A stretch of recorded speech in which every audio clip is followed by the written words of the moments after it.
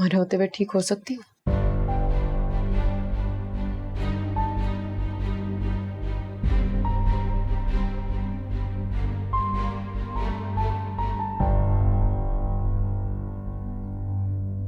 समीरा, तुम कैसी बातें कर रही हो? कैसी बातें कर रही हूँ मैं?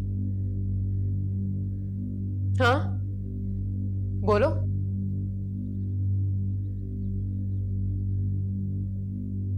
तुम उस अंधेरी रात में हम सबको छोड़कर चले गए थे हमजा, और अब्बा अब्बा अपनी बेटी को बचाने की वजह अपनी बहू को बचा रहे थे।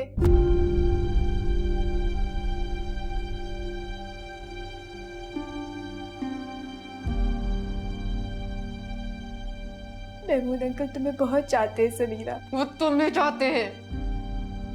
उन्हें अपनी बेटी से ज्यादा अपनी बहू अजीज हो गई थी। उन्होंने मुझ पर से अपनी गिरफ्त ढीली करके तुम्हें बचाया, और तुम्हें तो कुछ पता ही नहीं होगा। बहुत मासूम हो ना तुम तो। इन्होंने लिटरली मुझे पेश किया तुम लोगों के सामने।